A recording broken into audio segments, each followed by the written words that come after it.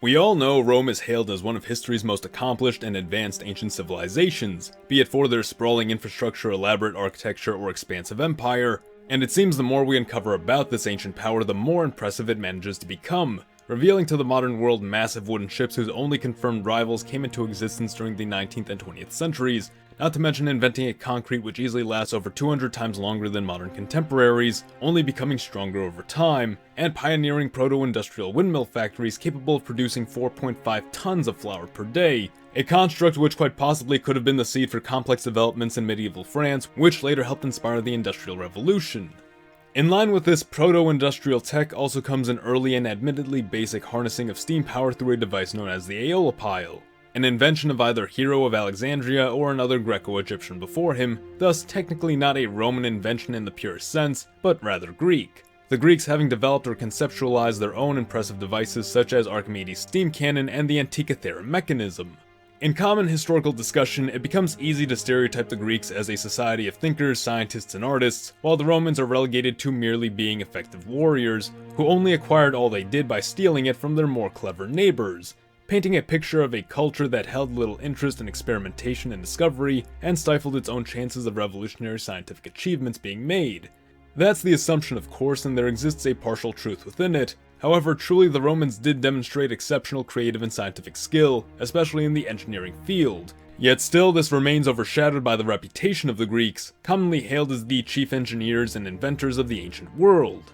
And speaking of engineering, the Romans were by far the most inventive of the field. For while your average Greek genius invented useless steam toys that went nowhere, regular Romans were creating the building blocks of civilization. Concrete, aqueducts, systematic city planning, sewers, paved roads, and for that matter, the Latin alphabet, the Roman numerals, the Julian calendar, all inventions that built and sustained an empire for thousands of years, and that modern countries still copy to this very day. The perfection of the Roman mind was due to its pragmatism above all else. Its inventions were useful and everlasting, rather than briefly curious and forgotten for all time.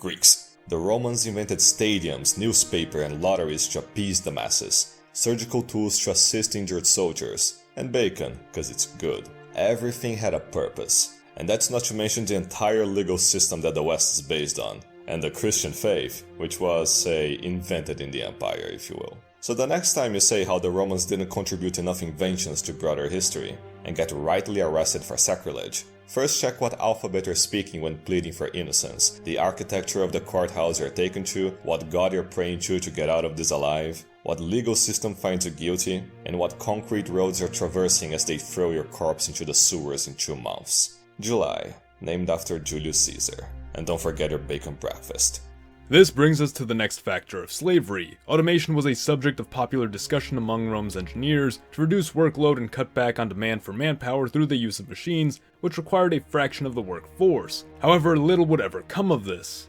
The argument tends to be that so long as Rome had a supply of free and plentiful laborers, there was no point in pursuing costly experiments which were generally expected to fail. While this is a fair point, it oversimplifies a complex issue with many caveats, perhaps foremost being that slavery wasn't perfectly free, as costs remained for keeping slaves alive and healthy. Later on, slaves would be awarded many more protections by the government, and eventually as Rome slowed its expansion and ceased bringing in captured servants from other lands, whilst those present became increasingly capable of gaining freedom through one means or another, so did the slave population shrink dramatically, ultimately leaving Rome with a shortage. The jobs of highly skilled slaves like doctors and teachers were too complex to automate, and the jobs of low-skilled slaves working at farms, mills, and mines were too easy to replace. And while Rome gradually realized the weakness of this system, the issues were never so severe as to motivate extensive efforts at finding an alternative. Finally, in regard to the question of Rome possessing adequate resources and skills necessary for large-scale advancement to near-industrial levels, we find that Rome was not lacking in great capacity. Food production and supply appears to have remained consistently stable for much of their history. Extraction of metals from the earth was prosperous and efficient through the use of early hydraulic mining methods, and smelting techniques were sophisticated enough to produce medium-grade hard steel, whilst harder metals remained available for purchase or trade from the Near East. In summary, while Rome may have possessed the right pieces to advance itself to a level of proto-industrialization, perhaps quite easily even, a pragmatic philosophy paired with factors which kept such revolutionary changes unnecessary ultimately hindered any possibility of higher development. But what if that changed?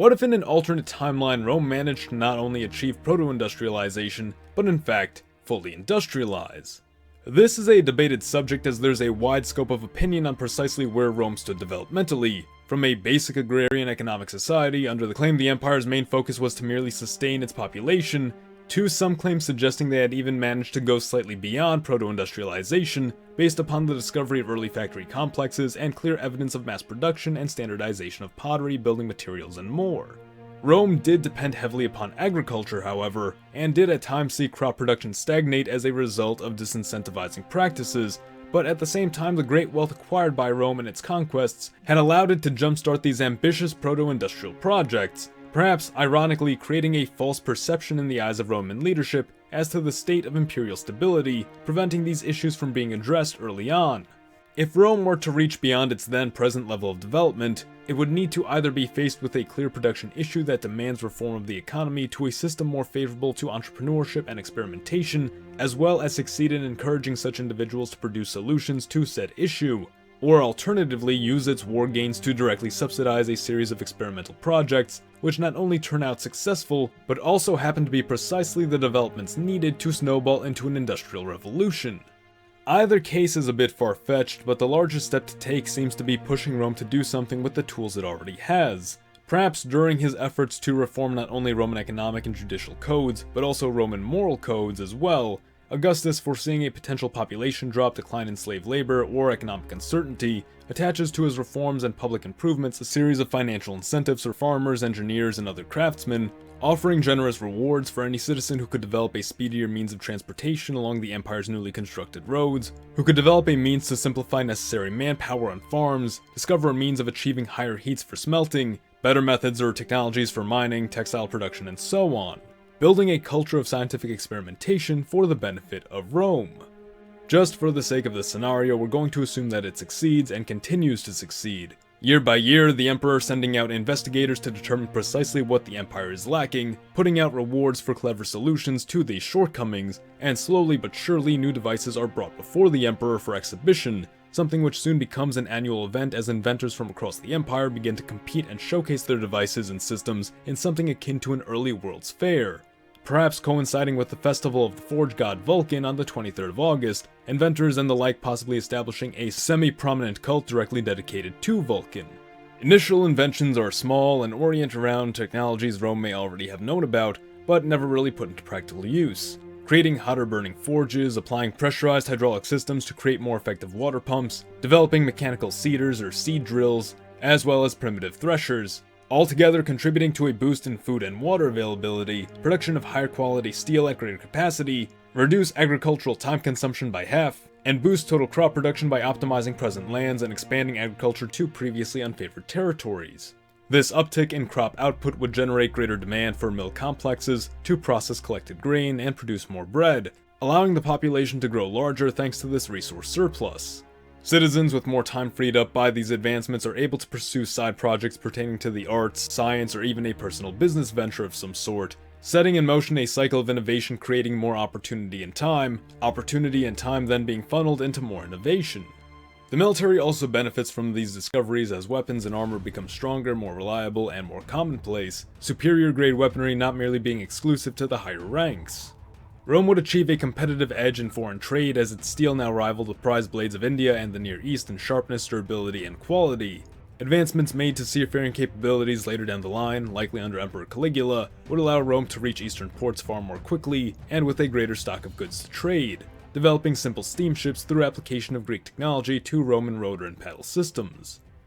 Assuming such advancements are made during the reign of Augustus, it may delay the campaign into Germania and leave it in the hands of his successors, or on the other hand might provide for his soldiers a tide-turning advantage. But assuming the Teutoburg forest ambush still occurs when it did in our world, it's unlikely the advancement of somewhat harder armor and weaponry would really make a difference in the harsh, disorienting conditions of the swampy woodlands. Thus, if the campaign was still carried out at this time, it wouldn't have seen far different results to our own world, and Germania would remain unconquered, at least for now. Cities throughout the Roman Empire see the rise of larger factories to house glassware, pottery, and textile productions. Smelting plants and metal refineries arise with a familiar smokestack appearance. Roman laborers manipulating massive crucibles of molten metal, making use of steel rope in grander construction projects, and manufacturing goods on a mass scale which meets beyond the empire's needs, generating an abundant stream of revenue and trade. Further developments of the steam engine see its application to carts in a simple experiment to test the effectiveness of such a system in propelling a stock of goods, a group of people, or even just a single courier along the Roman roads, as a speedy and energy-saving alternative to walking, laying the groundwork for self-propelled vehicles and greater interconnectivity between the distant realms of the empire. By the 2nd century AD, Roman technological developments would have likely come far enough to significantly turn the tides of otherwise close conflicts in their favor. This means Trajan's war against Parthia in 113 AD may draw a more conclusive and lasting victory for the Roman Empire, granting it access to the Persian Gulf, Caspian Sea, as well as dominance over the Black Sea. This is, of course, assuming Trajan still comes to power, which is difficult to say given the societal changes brought about by industrialization could have shortened, extended, or outright changed the reigns of several emperors between him and Augustus. But for the sake of simplicity, and as Rome had a long history of warring with the Parthians, we'll just assume Trajan is still in charge around this time, and is still succeeded by Hadrian, who in our world surrendered Trajan's conquest to instead consolidate Rome's borders for the sake of reinforcing imperial security. However, given the greater levels of communication within the empire, not to mention public satisfaction with the relative prosperity being experienced, and the speed at which Rome's armies could now be moved from one land to another, such defensiveness might not be necessary, and instead see focus diverted to either Germania or Britannia, either way both domains eventually coming under total Roman control. The Romans still eyeing the Elbe River as an ideal border between itself and the uncivilized lands, now feeling more confident in their ability to take on the Germans and tame the wild terrain of their land. Suffice to say, if the Romans managed to industrialize this early, they'd eventually become an unmatchable power, perhaps even against the combined might of the great Eastern empires. That being said, Rome's greatest threats from that point on would come from within, as well as from diseases picked up through greater contact with the Eastern empires. As we've said before, it's difficult to pinpoint precisely which emperors would come to power in this alternate world, and just how long they would reign for that matter. So while poor leadership could become a factor in the collapse of an industrial Rome, it's not one we can certainly count on. The citizenry, on the other hand, is likely to have all manner of reactions to industrialization, which might serve to Rome's own detriment, such as a possible Luddite movement opposing increased reliance on industry, a decline of traditional values, and the increasing prominence of the Vulcan cult. Perhaps laborers become increasingly resentful of poor labor conditions and raise something akin to a proto-unionist or proto-socialist movement. The rise of more meritocratic practices as a result of the Roman government rewarding inventors and entrepreneurs could also drive Rome away from the traditional imperial model, and perhaps closer to something more purely aristocratic or republican, especially should an emperor be deposed or assassinated, something which wouldn't have been too uncommon for the period, at least in our own timeline.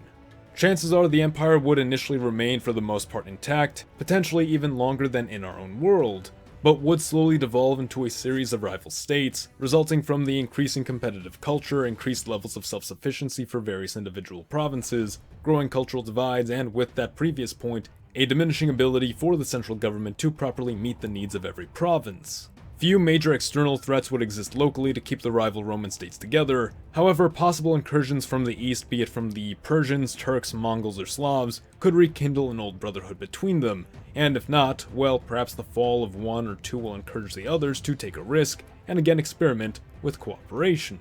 And that is where I'll end this video for now. The US of Z thanks you for watching. Support your legion by liking the video, or join our ranks by subscribing for more. Mr. Z, out.